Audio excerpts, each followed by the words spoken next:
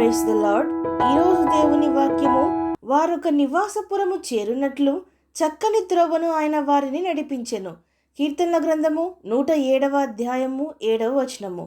ప్రజలారా, భక్తుడి విధముగా అంటున్నాడు, అరణ్యమందలి ఎడారి త్రోవలో తిరుగులాడుచుండిన ఇశ్రాయేలీయులకు నివాసము ఏమీ లేక ఉన్న వారికి ఒక నివాసపురము ఉండునట్లు, వారు ఆ నివాసపురమునకు చేరునట్లు దేవుడు వారికి చక్కని త్రోవను ఏర్పాటు చేసి వారిని ఆ త్రోవలో నడిపించెను అని.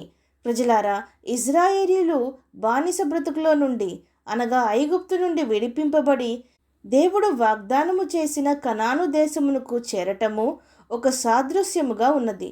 ఏమిటా సాదృశ్యము అని అనగా, మనము పాపపు జీవితము, బానిస బ్రతుకు కలిగిన అపవాది యొక్క దాస్యత్వము నుండి విడిపింపబడి పరమ కనాను అయిన వాగ్దాన భూమి అయిన పరలోక రాజ్యమునకు చేరటము. ఇంకొక సాదృశ్యము కూడా ఉన్నది. అదేదనగా, బానిసలమై వెట్టి చాకిరీ చేయనిస్తూ మన జీవితమును వాడుకొని నాశనము చేసి పారేసిన అపవాదిని విడిచి నిత్య జీవము, సమృద్ధిని, సంతోషమును, విడుదలను, ప్రేమను, ఆశీర్వాదమును, స్వతంత్రమును అనుగ్రహించే ప్రభువు యొద్దకు చేరటము. ప్రజలారా, దేవుడు చక్కని త్రోవన ఇజ్రాయేలు వారిని నడిపించెను. ఎందుకనగా, ఐగుప్తు దేశంలో నుండి బయటకు వచ్చిన తరువాత వారికి నివాసపురమేదియూ లేదు గనుక వారు ఫలించి అభివృద్ధి పొందినట్లు, సంతోషంగా నివసించినట్లు, సమృద్ధిగా నివసించినట్లు, ఆయన బిడ్డలుగా నివసించినట్లు, పాలు తేనెలు ప్రవహించు దేశంలో వారు నివసించినట్లు దేవుడు వారిని చక్కని త్రోవన నడిపించెను. ప్రజలారా, చక్కని త్రోవ అనగా ఎటువంటి ఆటంకములుండవు, రాళ్ళు రప్పులుండవు, ఏ గతుకులు లేక సాఫీగా సాగిపోయే త్రోవ కాదు.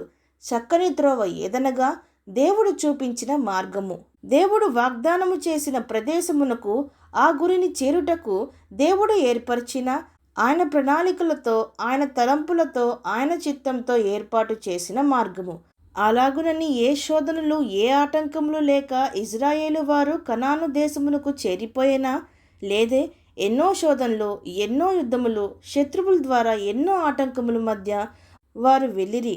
అయితే దేవుడు వారిని నడిపించుచున్నాడు గనుక ఏదియు, ఏ జనము గాని, ఏ రాజు గాని వారికి ఎంతమాత్రము హాని చేయలేదు. ఎందుకనగా వారు దేవుని ప్రజలు. అయితే ఆ మార్గం మధ్యలో కొందరు కనాను దేశము చేరకయే రాలిపోవటము మనము చూస్తున్నాం. ఇవి వారి యొక్క స్వభావము వలన, తిరుగుబాటు వలన వారు తెచ్చుకునిరి. వారు విశ్వాసంలో జారిపోవడం వలన వారు తెచ్చుకునిరి. అంతేకాని బయట శ్రమల వలన, ప్రమాదముల వలన, శోధనల వలన కాదు.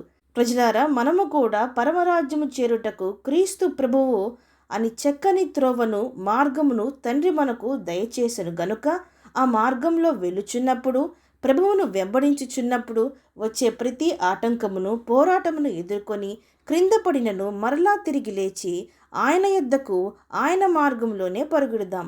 అవును అన్నవారు నాతో పాటు ప్రార్థనలో ఏకీభవించండి. ప్రార్థన. పరిశుద్ధుడా, ప్రేమగల తండ్రి, ఈరోజు మీరిచ్చిన ఈ వాక్యమును బట్టి మీకు స్తోత్రములు. దేవా, నేనే మార్గమును, సత్యమును, జీవమునై ఉన్నాను. నా ద్వారానే తప్ప ఎవరూనూ తండ్రి యొద్దకు చేరలేరని చెప్పిన ప్రభువా, మీరు మా జీవితంలో ఏర్పరిచిన మార్గమే, ఏర్పరిచిన చిత్తమే, ఉద్దేశములే మేలైనవని ఎరిగి ఎన్ని ఆటుపోట్లు, తుఫాన్లు ఎదురైనా మీరు ఏర్పరిచిన మార్గంలోనే మిమ్మును వెంబడిస్తే ఒడ్డున అనగా నిత్య జీవము కలిగిన పరలోక రాజ్యమునకు మేము చేరుదుము అని మేము విశ్వసించి అంతము వరకు మిమ్మల్ని వెంబడించుటకు మా ప్రతి ఒక్కరికి సహాయము దయచేయమని ప్రార్థిస్తూ, సమస్త మహిమాగంతులు మీకే చెల్లిస్తూ, ప్రభువైన యేసుక్రీస్తు నామం పేరట అడిగి వేడుకొంచున్నాం పరమ తండ్రి. ఆమేన్.